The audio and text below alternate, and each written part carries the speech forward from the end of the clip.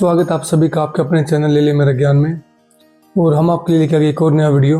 आज का वीडियो थोड़ा हटके है। हुआ कुछ ऐसे कि मेरे गांव में था अभी लास्ट वीक एक फंक्शन, जो कि हमारे गांव में जो दादा नगर खेड़ा है उनको रिकन्स्ट्रक्ट किया गया था। तो उसके उपलक्ष्य में गाँव वालों ने एक फंक्शन रखा था जहाँ पर पूरे गाँव ने पार्टिसिपेट किया। पहले तो आप लोगों को वीडियो दिखा देता हूँ उसकी कि क्या कुछ हुआ, कैसे कुछ हम लोगों ने किया यहाँ पर, क्या जो भी रिचुअल थे तो वो सब आपको दिखाता हूँ। उसके बाद मैं आपको दादा खेड़ा के बारे में बताऊंगा, उनकी हिस्ट्री बताऊंगा, क्योंकि मोस्ट ऑफ जो लोग हैं उनको पता ही नहीं है।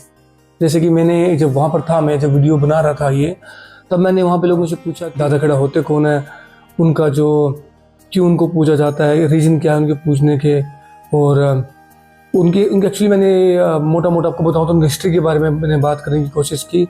ऐसा कहा जाता है कि जब तक आपको ये ना पता हो कि आप साधना जिसकी कर रहे हो वो उनकी शक्तियाँ क्या है, उनके पास पावर क्या है, वो किस तरीके से आपका फ़ायदा नुकसान कर सकते हैं, तो साधना नहीं करनी चाहिए। बोलते ना अधूरा ज्ञान अच्छा नहीं होता। तो मुझे थोड़ा टाइम लगा, मैंने इसके ऊपर रिसर्च किया, काफ़ी सारा रिसर्च मैंने किया दादा खेड़ा के बारे में। यहाँ पर एक्चुअली बताने वाला कोई नहीं। अगर आप बात करते हैं, अगर हम आज के टाइम की बात करते हैं, आज के टाइम में जो भी हमारा जो हमसे पहले की जो पीढ़ी है वो लोग बात नहीं करते इसके बारे में।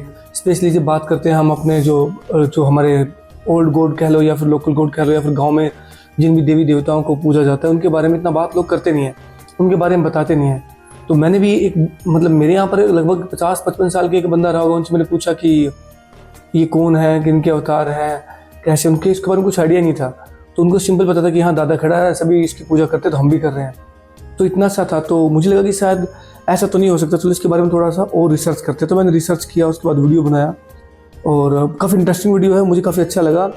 वैसे मैं स्टेप की वीडियो बनाता नहीं, बट जब मैं इस वीडियो को बना रहा था, इसके बारे में रिसर्च कर रहा था, मुझे बड़ा इंटरेस्ट आया कि इसके बारे में बात। और आपको बताना चाह रहा हूँ कि जैसे हम बात करते हैं, जो आज की पीढ़ी है, स्पेशली जो 30-35 साल का जो भी कोई बंदा होगा, वो अगर कहीं पे 4 लोग बैठते हैं, जैसे पहले के टाइम पे क्या होता था कि अगर जो हम लोग थे, जब हम लोग बच्चे थे, हम अपने दादा परदादा या फिर जो भी हमारे बुजुर्ग होते उनके पास हम बैठते थे, वो बातें करते थे, वो हमें कहानियाँ सुनाया करते थे, बताते थे कि वो लोग इस गाँव से उस गाँव में कैसे गए, कैसे ये गांव स्टार्ट हुआ, या फिर ये जो भगवान है उनके बारे में जानकारी देते थे, किसको क्यों पूजा जाता है, कौन से दिन पूजा जाता है। तो ये बहुत सारी डिटेल शेयर करते थे। बट जो आज का जो स्पेशली जो आजकल के जो हम उनको बोलेंगे ओल्ड एज जो लोग हैं, वो लोग आपको पता है किस टाइप की बातें करते हैं। मैं बोलना नहीं चाह रहा, वो हमेशा मोस्टली जो आज का टाइम में अडल्ट्री की बातें ही ज़्यादा करता है कि हाँ ठीक है, ये फलाना ढिमकाना, वहाँ की उसकी लड़की, उसकी वाइफ, ये वो, तो उस टाइप की बातें होती है आजकल। तो मैंने खुद ये नोटिस किया कि लोगों के पास इतना भी कर्टिसी नहीं है, वो शर्म नहीं है कि भाई चलो ठीक है, तुमसे छोटा बच्चा है, आसपास छोटे बच्चे हैं, या फिर तुमसे एज में छोटा है, या फिर तुम्हारा नाता है, तुम किसी के अंकल लगते हो, कुछ भी ऐसा। तो लोग वहाँ पर भी कुछ ऐसी हरकतें करते हैं, बातें करते हैं। तो आप उन लोगों से उम्मीद ही क्या करोगे, आपको क्या ही ज्ञान की बात बताएंगे, हमको क्या ही पता होगा उसके बारे में। क्योंकि जब तक आपको अगर कोई इंसान को थोड़ा बहुत भी नॉलेज हो, तो मुझे लगता है कि इस टाइप की बात करेगा। चलो वीडियो स्टार्ट करते हैं। पहले आपको दिखाता हूँ कि क्या रिचुअल होता है, उसके बाद हम बात करेंगे कि एक्चुअली दादा खेड़ा है कौन, क्यों उनको पूजा जाता है, हिस्ट्री के बारे में एक्चुअली हम बात करेंगे। ये आ गया भाई, आज गांव में फंक्शन है, दादा खेड़ा का रेनोवेशन का काम हुआ, उसमें नंदी महाराज की स्थापना करेंगे। आज पूरा गांव आया है, जो कि यहाँ पे अपनी श्रद्धा भाव से कंट्रीब्यूट करने के लिए यात्रा निकलेगी। अभी थोड़ी देर के बाद यात्रा स्टार्ट होगी, थोड़ी देर के बाद। अभी यहाँ पे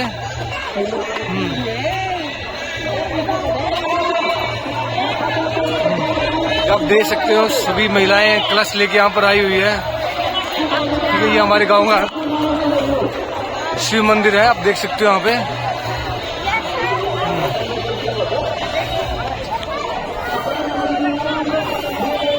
और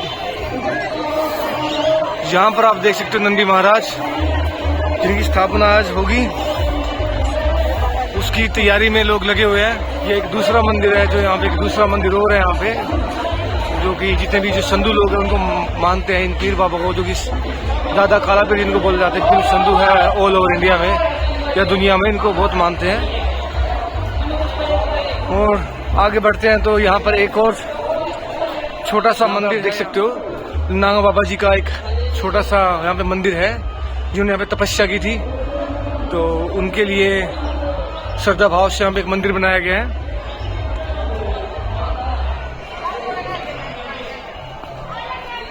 वापस आपको लेके जाता हूँ मैं। यहाँ पर आप देख सकते हो एक और, यहाँ पर ये पहले के टाइम पे पानी रखा जाता था मंदिरों में, पानी सेव करते थे पीने के लिए, नहाने के लिए। फिलहाल तो इसकी हालत बहुत ख़राब है क्योंकि ये पानी साफ़ बिल्कुल भी नहीं है। पर हाँ, पहले के टाइम पे इसको बहुत अच्छे से लोग रखते थे नहाने के लिए। सुबह मॉर्निंग में आते थे, यहाँ पर भी पूजा वगैरह करते थे। आजकल भी की जाती है, स्पेशली दिवाली के फेस्टिवल पर यहाँ पर लोग दिए वगैरह जलाने के लिए आते हैं। इसको अच्छे से सजाया जाता है। ये एक और हमारे भक्त हैं, ठीक है। तो सभी बच्चे यहाँ पे अपना अपना कंट्रीब्यूट कर रहे हैं, महिलाएं भी अपना कंट्रीब्यूशन के लिए श्रद्धा भाव से कलश यात्रा की तैयारी में सब लगे हुए हैं।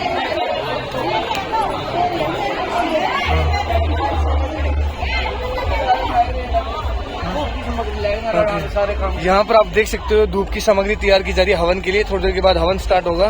तो पूरे गांव के अंदर ये पवित्र धूप को लेके जाया जाएगा शुद्धि के लिए।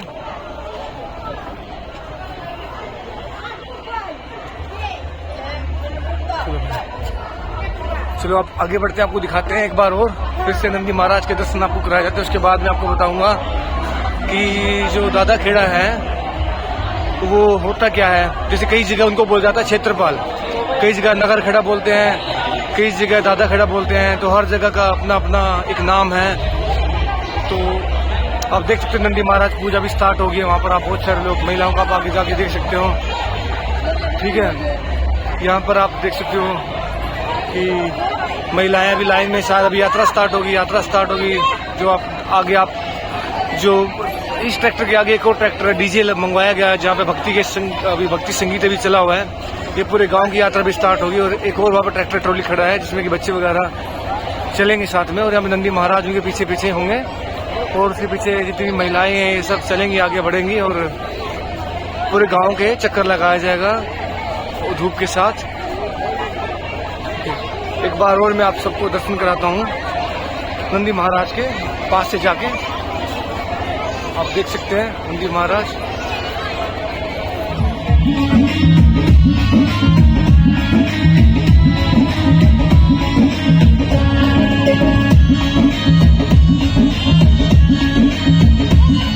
देखो आप यहाँ पे देख सकते हैं छोटे बच्चे भी यहाँ पर आए हैं पूजा करने के लिए। छोटे छोटे बच्चे आप देख सकते हैं यहाँ पे हर जगह।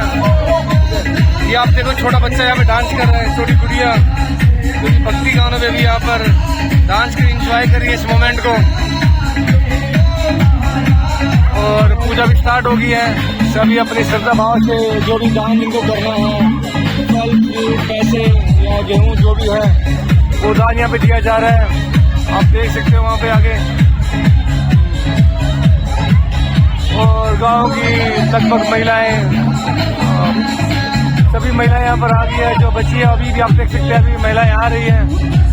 तो यही अंदाजा लगाया जाए कि पूरे गांव से लगभग 2,500-3,000 महिलाएं आज यहाँ पर आएगी। और जो लोग गांव से बाहर जो शहर में रहते हैं वो लोग भी यहाँ पर अपना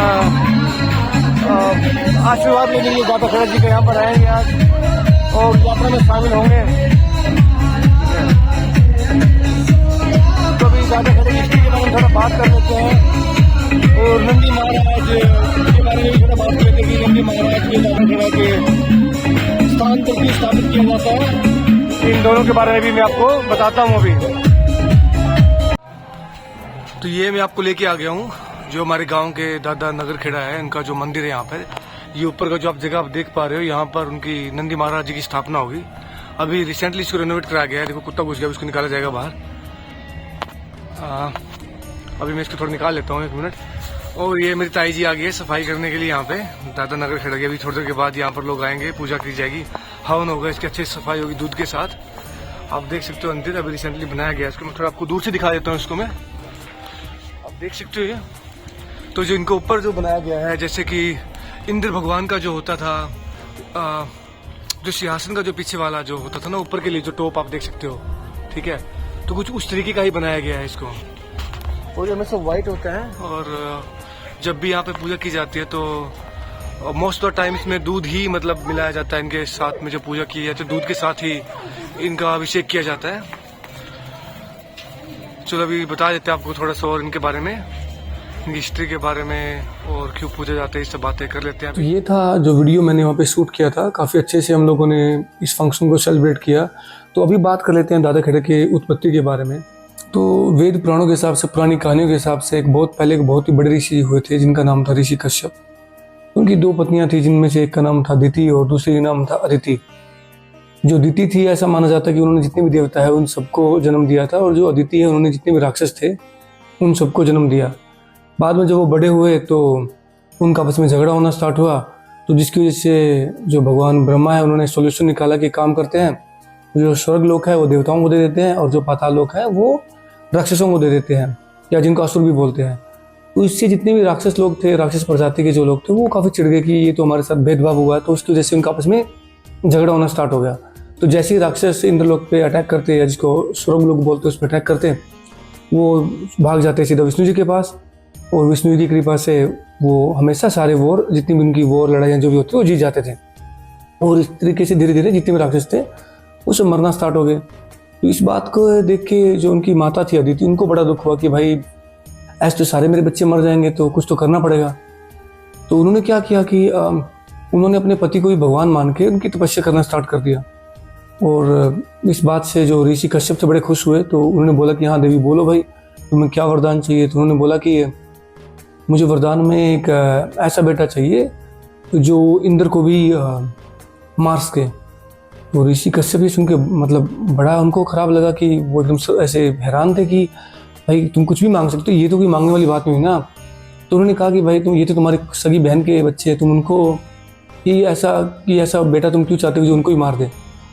तो बोलती कि आप मुझे बात बोल रहे हो, तो जितने भी देवता लोग हैं वो भी तो आपके बच्चे हैं ना, आप ये बात अदिति को भी बोल सकते हो, अपने बच्चों को बोले कोई और रास्ता हो, लेकिन मुझे तो वही चाहिए। तो उससे खुश थे। तो ऐसा होता है ना कि वरदान का जो एक कंसेप्ट किया कि अगर भगवान आपसे खुश हैं तो उनको आपको वरदान देना ही पड़ेगा। कश्यप ने बोला कि देखो मैं तो तुम्हें ऐसा वरदान नहीं दे सकता, बट तुम्हें एक काम करना होगा, जो भगवान शिव है अगर तुम व्रत रखोगे, जिसको बोलते हैं योम व्रत, जिसको बोलते हैं जो कि 11 दिन का व्रत, अगर आप वो रखोगे तो आपको उनका भगवान शिव का अंश आपके अंदर आ जाएगा, तो जो बच्चा होगा वो किसी को भी हरा सकता है। तो उनकी बात मान के उन्होंने 11 दिन का व्रत रखा, और जिसकी वजह से जो कि उनको कंसीव हो गया, उनका जो था उनको शिव जी का अंश उनके गर्भ में आ गया। ठीक है। अब ये बात जब इंद्र को पता लगी, इंद्र डर गया। जैसे आपको बाकी सब कहानी को भी पता होगा, इंद्र मतलब कोई भी उनको लगी कोई भी कुछ नई शक्ति है या कुछ कोई भी ऐसा कोई अवतार होने वाला है या फिर कोई भी राक्षस या कुछ भी है, ऐसे सबसे पहले डर जाता हो। तो हड़बड़ी में वो कुछ न कुछ उल्टे सीधे पंगे करते रहते हैं। सबको ही पता होगा कि हम बहुत सारी कहानियों में ऐसे वैसे उन्हें देखा, टीवी पे भी सुना भी होगा। तो सेम चीज़ वहाँ पर हुआ। तो वो काफ़ी डर गया। तो वो डरने के बाद क्या हुआ कि उन्होंने कुछ प्लान बनाया कि भाई इसको तो मुझे मारना पड़ेगा। तो हर रोज़ क्या होता था कि जो माता अदिति थी वो सुबह सूर्य भगवान को प्रणाम करती थी, ओम शब्द का उच्चारण करके, जैसे हम लोग ओम बोलते हैं तो हमारा मुंह खुल जाता है, तो और ऐसे उच्चारण करते हैं, तो ऐसे उनका उच्चारण करती थी। तो इंद्र ने दिमाग लगाया कि वो बहुत ही छोटा सा सूक्ष्म जिसको बोलते हैं वो वाला रूप लिया, और जब वो ऐसे ओम का उच्चारण करती तो उनके अंदर चल गए गर्भ में। और वहाँ जाने के बाद उन्होंने वो जो अंश था उसके ऊपर अपने जो उनका वज्र होता है इंद्र का, उसके साथ उसके ऊपर अटैक किया, जिसकी वजह से वो 7 टुकड़ों में वो बढ़ गया। तो और इंद्र को चारों तरफ से घेरा डाल लिया। तो इंद्र को बड़ा ऐसे लगा कि भाई ये क्या हुआ। तो उसने दोबारा ट्राई किया, उसने दोबारा से फिर उनको मारा, तो वो 7 का 49 हो गया। तो 49 हो गया मतलब 7 का 1 में से 7 निकला, 7 में से 7 और भी 49 हो गया, जिसकी वजह से कि इंद्र काफ़ी डर गया और वो 7 के 7 जो टुकड़े थे वो हंसना स्टार्ट हो गया उसके ऊपर। इंद्र काफ़ी घबरा गया, भाई ये तो कुछ बहुत बड़ी शक्ति है जो कि मतलब अब तक तू धरती पे आई नहीं है, एक अंश है, तो वो इतनी बड़ी चीज़ है कि मतलब मैं तो खुद देवता हूँ, मेरे वजह से नहीं मर पा रहा है, तो कुछ तो है इसके अंदर। तो उसके बाद ये होता ही है कि तो जब वो हंसने स्टार्ट हुए वो सब के सब, तो इंद्र भगवान काफ़ी घबरा गए। तो उन्होंने उनसे प्रार्थना की कि भाई एक बात मुझे माफ़ कर दो, मुझसे गलती हो गई है। तो मैं तो सिर्फ यहाँ पे इसलिए आया था कि मुझे ऐसे डर था कि कहीं कि तुम ऐसे पैदा हो गए, मुझे ना मार दो, मेरे सिंहासन पे कब्जा ना कर लो। तो वहाँ से वो आवाज़ आती है, जो 49 जो टुकड़े बने थे, तो वो बोलते हैं कि भाई हम भगवान शिव का अंश, हम किसी को नुकसान पहुँचाने के लिए नहीं है। माता ने वरदान मांगा था कि उनको एक ऐसा बेटा चाहिए, एक ऐसा पुत्र चाहिए जो कि इंद्र को भी हरा सके, इंद्र को भी मार सके। बट उन्होंने कभी ये नहीं कहा कि इंद्र को मारना ही है। तो मैं सिर्फ पैदा हुआ हूँ कि मैं ये बताने के लिए कि मैं इंद्र को हरा सकता हूँ, इंद्र को मार सकता हूँ मैं, और स्वर्ग पर अपना कब्जा कर सकता हूँ, वैसे मैं करूँगा नहीं। ये माता के वरदान के लिए ही मैं पैदा हो रहा हूँ। तो उसने बोला उसके बाद उनको थोड़ा सा हिम्मत आई कि चलो ठीक है भाई, ये तो मेरे लिए नुकसान नहीं है, थ्रेट नहीं है, तो उसके बाद वो भगवान जो थे जो देवता थे इंद्र, वो उनको वरदान देते कि भाई मैं तुम्हारी इस बात से बहुत खुश हूँ, तुम इतनी पीसफुल वो रखते हो कि अपनी पीसफुल थॉट रखते हो, तो मैं तुम्हें एक वरदान देता हूँ, इस धरती के ऊपर जहाँ पर भी कोई भी गांव बसेगा, शहर बसेगा, कस्बा कुछ भी होगा, तो वो सबसे पहले तुम्हारी स्थापना होगी, तुम्हारी स्थापना के बिना कोई भी गांव शहर कस्बा नहीं बसेगा। और शास्त्रों के हिसाब से जो 49 टुकड़े हुए थे उन्हीं को भगवान शिव के, जो ऐसे बोला जाता है ना कि 49 अशोक मूर्धवन, तो भगवान शिव के जो 49 अशोक मूर्धवन है वो उन्हीं टुकड़ों को बोला जाता है। उनकी काफ़ी पूजा होती है, काफ़ी जगह उनका मंदिर भी होता है। अब ये तो बात होगी कि दादा खेड़ा की उत्पत्ति क्या होती है, अब उनकी बात कर लेते हैं, उनकी थोड़ी ही बात करते हैं उनकी शक्तियों की। तो दादा खेड़ा एक ऐसी पावर है कि जब भी गांव में या शहर में कहीं पर भी जहाँ पर उनकी स्थापना की गई है, उस एरिया के अंदर कोई भी शक्ति, अच्छी शक्ति या बुरी शक्ति, कोई भी शक्ति प्रवेश करने से पहले उनको दादा खेड़ा की परमिशन लेनी पड़ेगी, उनकी इजाज़त के बिना गांव के अंदर, क्योंकि वो गांव के राजा होते हैं, वो रक्षक होते हैं, तो उनकी मर्जी के बिना एक पत्ता भी नहीं हिलेगा। तो जब वो परमिशन लेते हैं उसके बाद ही एंट्री होती है। और उसके ऊपर भी एक बड़ा सिंपल सा कंसेप्ट है कि कई बार हम बोलते हैं दादा खेड़ा है तो हमारे साथ ऐसा क्यों हो रहा है, तो उसके बारे में आपको बताता हूँ कि ऐसा किसी का तो नुकसान होता है, किसी का कुछ बुरा होता है, उसका रीज़न क्या है, क्यों होता है, उसके बारे में मान के चलो कि दादा खेड़ा आपसे बहुत खुश है, कि वो आपसे मतलब आपकी भक्ति से, आप उनकी नियमित रूप से पूजा करते हो, आप उनकी साधना करते हो, तो अगर आपसे खुश है तो ये मान के चलो कि आपका कोई बाल भी बांका नहीं कर सकता, चाहे कोई भी हो। बोलते ना कि कहावत है कि भाई जिसने दादा खेड़ा, जिसका हाथ पकड़ लिया ना, तो भाई उसका कोई कुछ बिगाड़ सकता, वो तो मतलब उसकी बल्ले बल्ले है, तो मतलब वो टॉप पे रहेगा हमेशा। तो ये चीज़ है, तो यही कंसेप्ट है सिंपल सा कि कोई भी बुरी शक्ति, अच्छी शक्ति, वो जो किसी के ऊपर अगर नुकसान होता है तो वो दादा खेड़ा का उसमें अहम रोल है कि वो तुमसे कितना खुश है, वो खुश है तो सब कुछ। तो जो दादा खेड़ा है उनसे परमिशन लेने के बाद कोई भी अच्छी शक्ति या बुरी शक्ति जो भी होती है, फिर वो गांव में एंट्री करती है, और गांव में एंट्री करने के बाद वो जाती है चौराहे वाली देवी के पास। चौराहे वाली देवी है जिसको बोलते हैं माता मदाना, तो उसको भी पूजा जाता है माता मदाना पे, क्योंकि उनको भी भगवान कृष्ण का उनके पास एक वरदान है कि भाई जो भी चौराहे की जो भी निगरानी होगी ना उस किसी भी एरिया की, तो वो माता मदाना ही देखेगी। माता मदाना के पास हो शक्ति जाएगी, अगर माता मदाना तुमसे उनसे मतलब कि अप्रूव करती हो शक्ति को आगे जाने के लिए, उसको बोलती है हाँ ठीक है तुम आगे जा सकते हो, अच्छी या बुरी, तो तभी जाएगी। अगर वहाँ पर भी ऐसा है कि अगर तुम्हारा जो चौराहे पे ऐसे हम लोग करते हैं ना, कि आपने देखा होगा कुछ लोग ऐसे बिलीव करते हैं कि चौराहे पे कुछ सामान रखना, कुछ भी ऐसा, तो ऐसा नहीं कि हमेशा बुरे काम के लिए रखा जाए, आप नॉर्मली भी अच्छे काम के लिए ऐसे करते हैं, ठीक है। तो अगर वो ऐसे रखा जाता है तो जैसे नज़र उतारने का कंसेप्ट होता है कि इसको नज़र लगे तो बोलते भाई तुम नज़र सर के ऊपर से मिर्ची डाल के चौराहे पर डाल देना, तो मतलब तुम्हारी नज़र उतर जाएगी, क्योंकि माता वो सब देख लेगी। फिर मिट्टी से ऐसे बोलते कि मिट्टी सर के ऊपर से घुमा के तुम्हारे पीछे पाँव से मिट्टी उठा के वहाँ पर डाल देना, तो वो हो जाएगा, क्या बोलते उतर जाएगी। या फिर तुम पानी वहाँ पर डाल के आ जाना, चौराहे पे पानी डाल के आ जाना कि तुम्हें नज़र लगी है, या फिर कुछ भी ऐसा तुम्हें कोई बीमारी है तो वो खुश हो जाएगी। मतलब उनका ये है कि भाई तुम अपनी भक्ति दिखाओ तो आपके ऊपर अपनी कृपा करना स्टार्ट कर देगी। तो वहाँ से जो भी है शक्ति, अच्छी शक्ति बुरी शक्ति निकलने के बाद वो जाएगी आपके घर के गेट तक। अब वो अंदर तो जाएगी नहीं, मतलब वो किसी भी तरीके से डायरेक्टली अंदर नहीं जाएगी। अंदर जाने का कंसेप्ट थोड़ा अलग है।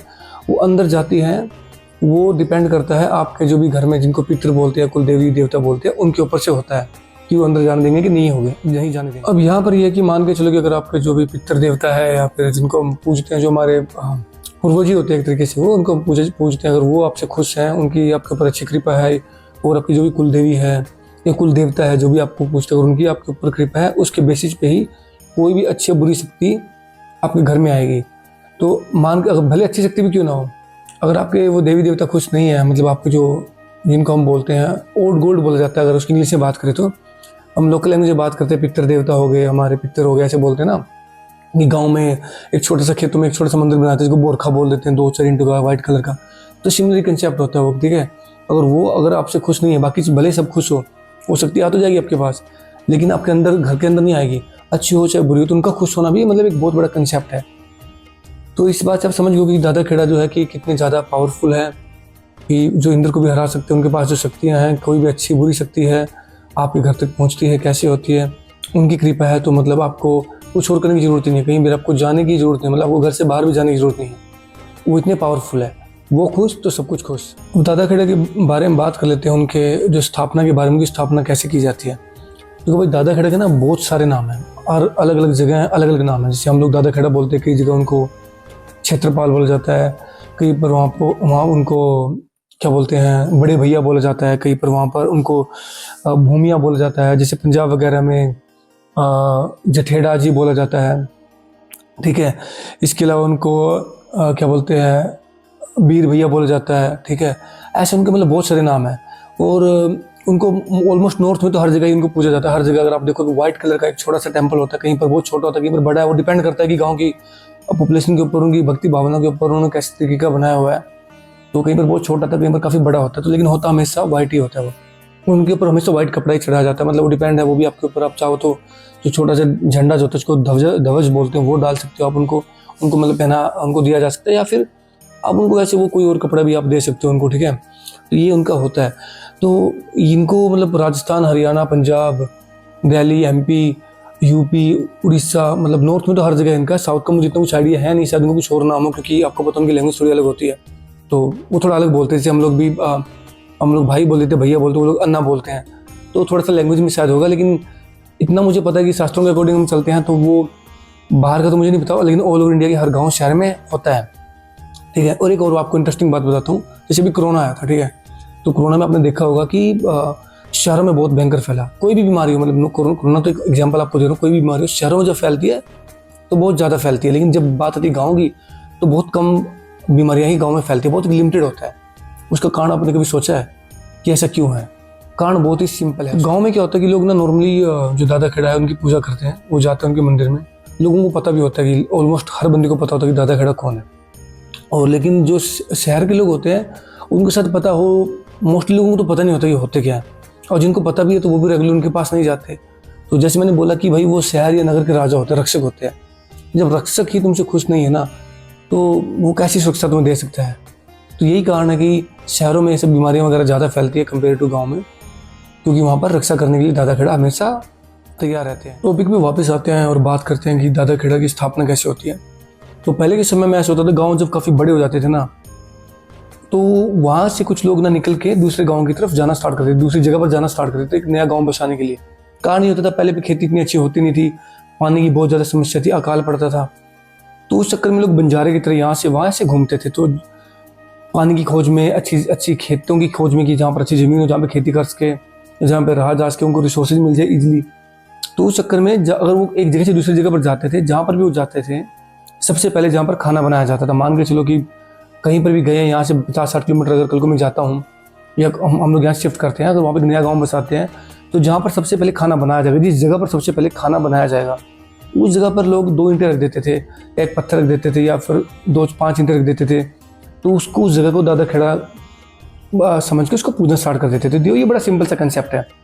इनकी एक और कहानी, एक मॉडर्न डे के हिसाब से अगर हम कहानी माने, तो ऐसा हम बोलते हैं कि गाँव का जो बड़े बूढ़े होते थे पहले के टाइम में, डिसीजन लेते थे वो, ठीक है, कि भाई काम करते हैं कि हम इस जगह से दूसरी जगह पर जाते हैं, वहाँ पर एक नया गांव बसाते हैं, यहाँ पर रिसोर्सेज कम है, वहाँ पर मिलेंगे हमें, पानी है, या फिर वहाँ पर खेत अच्छी है, जो भी है, तो उसमें जाते थे। तो कुछ लोगों का मानना ये भी है कि भाई उनकी याद में, उनकी जो वहाँ पर वो मतलब कंसेप्ट से खाना बनता था ऐसे, तो वो लोग बनाते थे, तो उनको डेडिकेट किया जाता था, कि उनको पूजा जाता है, उन्होंने एक महान काम किया है। किसी गाँव या शहर को बसाना मतलब एक छोटी मोटी बात तो है नहीं है, कितने लोग जैसे कर पाते हैं, तो वो लोग ऐसा करते थे। मतलब एक ये भी कंसेप्ट है। दूसरा आपने देखा होगा कि दादा खेड़ा के पास ना हमेशा बैल होता है। आप उनको देखोगे कि खुद तो दादा खेड़ा घोड़े पे होते हैं, बट उनके पास एक बैल भी होता है, जो उनके स्टार्टिंग में मंदिर के एंट्री पे होता है।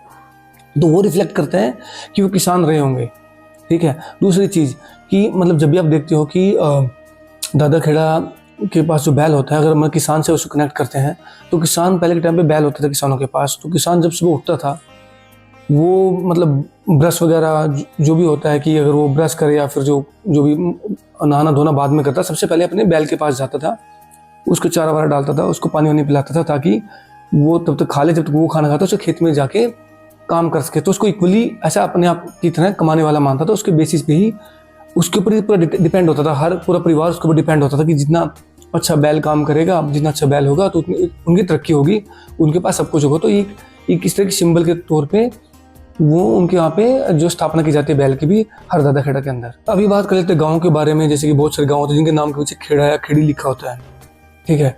तो इसके पीछे बड़ा सिंपल सा कंसेप्ट है।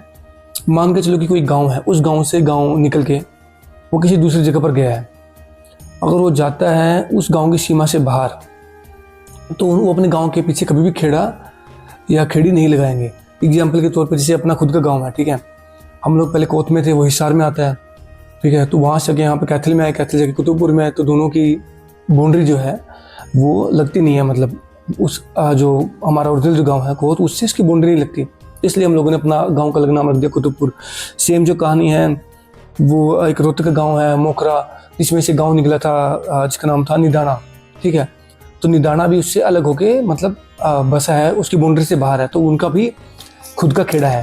बट एक कंसेप्ट और भी है कि अगर मान के चलो कि कोई गांव निकलता है और उसी गांव की बाउंड्री में बस जाता है, तो वो लोग अपना खेड़ा नहीं बना सकते, ठीक है, तो गांव में एक ही खेड़ा होगा, भले ही तो आजकल तो मतलब लोग मतलब जलन की भावना से, द्वेष की भावना से, या फिर जात पात जो भी अपने आप को अलग दिखाने के लिए एक अलग खेड़ा बना लो, बट उसका कोई वैल्यू नहीं है, मतलब उसके अंदर कोई शक्ति नहीं, कोई पावर नहीं है। खेड़ा जो भी होगा दादा नगर एक ही होगा जो सबसे पहले गाँव में स्थापना किया गया था, क्योंकि वो किसी जात धर्म के हिसाब से नहीं बनाया गया था, वो सबके लिए बनाया गया था, सबका उनके ऊपर आशीर्वाद है, सबका उनके ऊपर हक है, ठीक है। तो बात कर लेते हैं, अगर कोई गांव बनता है उसी गांव की बाउंड्री के अंदर, ठीक है, तो जैसे मैंने आपको बताया था कि रोहतक का जो गांव है वहाँ से जो गांव निकला था निदाना, जो गांव निकला था मोखरा से, तो निदाना से एक और गांव निकला जिस गांव का नाम है ललित खेड़ा। जो ललित खेड़ा है वो निदाना की बाउंड्री के अंदर ही है, तो उनका खुद का खेड़ा नहीं है।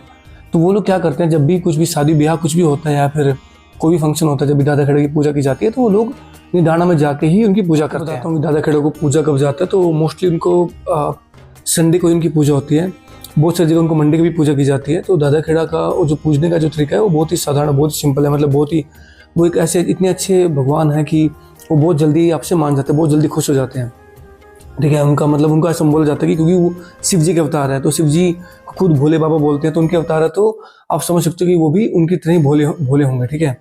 तो वो बहुत इजीली मान जाते हैं कि अगर कोई अपने सच्चे मन से उनसे क्षमा मांगता है या सच्चे मन से उनसे कोई भी प्रार्थना करता है, कुछ भी उनसे मांगता है, तो वो बड़ी इजीली दे देते हैं। तो उनको पूजने का जो है कि संडे को मोस्टली रविवार को उनकी पूजा की जाती है, कई जगह पर उनको सोमवार को भी पूजा जाता है। साथ के साथ उनको पूजने के लिए मतलब इक्वल क्वालिटी में लोग दूध मिलाते हैं, दूध के अंदर पानी मिलाते हैं, उनको कच्ची लस्सी नॉर्मल भाषा में बोल देते हैं, तो वही उनका मेन उनके ऊपर चढ़ाया जाता है। साथ में कि उसके अंदर जो है उस के साथ कि गुड़ भी लोग आज के टाइम पर लोग मीठा काफ़ी सारा मतलब बतासे वगैरह कुछ और वगैरह मीठा लड्डू वगैरह डाल देते हैं, मतलब वहाँ पे चढ़ा देते हैं। बट उनको जो सबसे पसंद है उनको गुड़ उनको चढ़ाया जाता है, गुड़ के साथ वो जो मैंने आपको बताया दूध, कच्ची लस्सी बना के दूध, वो सब उनको चढ़ाया जाता है। आपने कभी नोटिस किया होगा पहले की जो हमारी औरतें होती थी, जो दादा खेड़ा से आती थी घर की तरफ वापस, तो रास्ते में जितने भी दरवाजे आते थे, मतलब जिसको नोरा बोल देते हैं हम लोग लैंग्वेज में, पहले दरवाजे बने होते, गेट बने होते थे इससे, तो वो क्या करते थे उसके दोनों साइड में वो पानी डालते थे, जो बचा हुआ पानी वहाँ से जो लेके आते थे ना, दूध, कच्चा दूध और पानी मिला हुआ, दोनों साइड डालते थे, उसके बाद घर पे भी डालते थे। तो उसका रीज़न ये होता था कि और कोई बुरी शक्ति है तो हमारे घर से बाहर रहे, और अच्छी शक्ति हमारे घर में अंदर आए, तो हम दादा खेड़ा से वो उसको आशीर्वाद मानते उस पानी को, जो पानी लेके आते थे वो सीधा हमारे घर पे उसको डालते ताकि हमारे घर पे उसकी कृपा बनी रहे। तो ये सिंपल सा कंसेप्ट होता था, आज भी शायद लोग ऐसा करते हैं, मतलब मैंने तो अभी काफ़ी टाइम देखा नहीं है सब चीज़ें। उम्मीद है आप सभी को वीडियो पसंद आया होगा, पसंद आया तो वीडियो को लाइक ज़रूर करें, चैनल को सब्सक्राइब करें, वीडियो को शेयर जरूर करें, काफ़ी नॉलेज वाली वीडियो है, तो हम सबके साथ शेयर करना है, जितना हो उसके वीडियो को शेयर करें ताकि सब लोगों को पता रहे हमारे जो दादा खेड़ा है उनके बारे में, कि वो क्या है, क्यों पूजा जाता है, उनके बारे में जानकारी हो। और वीडियो पसंद आया तो कमेंट जरूर कीजिएगा, कमेंट में पक्का लिखिएगा जय दादा नगर खेड़ा की। मिलते हैं आपको नई वीडियो में, थैंक यू।